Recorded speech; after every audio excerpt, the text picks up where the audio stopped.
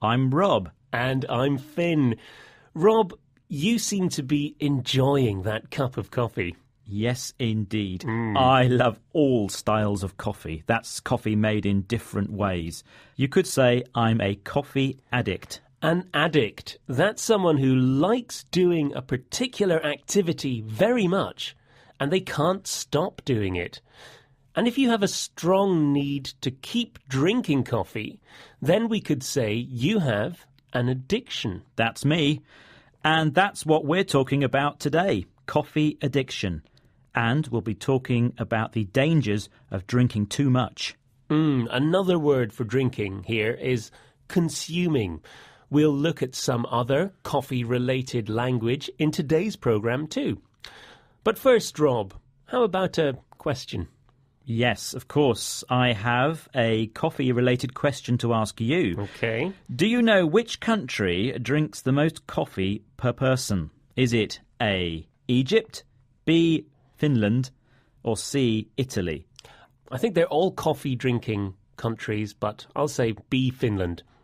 OK, as always, I will let you know the answer at the end of the programme. Thank you. OK, Finn, I haven't asked you yet if you drink coffee, so do you? I do, Rob, yes, but only in moderation. So that means not too much. I love the taste and the smell, especially. We could call that the aroma. But it's the caffeine contained in the drink that can have a bad effect. If I drink too much, it can give me headaches. Right. Well, for me, it's the caffeine that keeps me awake. Okay. It stimulates my brain. It makes me more alert. That's why we call caffeine a stimulant. Caffeine can also be found in energy and cola drinks and even in tea. The New Scientist magazine says caffeine is a psychoactive drug and that 90% of people in the United States consume it every day. Psychoactive drug.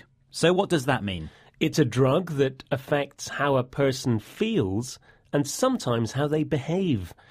The drug can be found in food, like waffles and chewing gum, surprisingly, not just in drinks. That's why scientists who study public health are worried people don't know how much caffeine they are taking. Indeed, too much caffeine can lead to insomnia. So that's when you can't sleep. And indigestion. So that's a pain in your stomach when it can't process the food that you've just eaten. And finally, high blood pressure. So blood flowing around your body at a higher pressure than is normal. That's dangerous.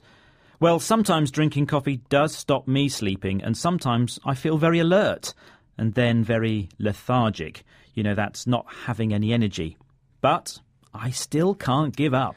And Rob, you're not alone. We asked people on our BBC Learning English Facebook page how they felt about coffee, and we had a lot of responses. Yumiko says, "My happiest time is smelling coffee beans just after grinding it. Fresh roasted coffee has a really good fragrance." Fragrance is a word usually associated with perfume, but I think she just means the good smell. Samuele says, 1 cup of good espresso is the daily energy for my body and mind. And Rasha claims, a cup of coffee every day is useful for our health. Ahmed loves coffee too, but he says, be aware that too much coffee is not good for your health. So there seem to be some good effects and some bad or negative effects of drinking coffee, Rob. Well, I find that if I try to give up drinking coffee, I'll also get headaches and feel tired. And these are what we call withdrawal symptoms, the nasty physical and mental effects of stopping. Well, I may drink lots of coffee, but not as much as people in another country.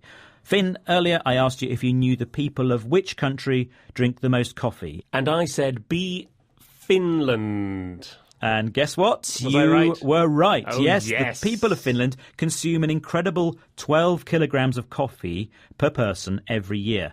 That compares with the average consumption of 1.3 kilograms per person.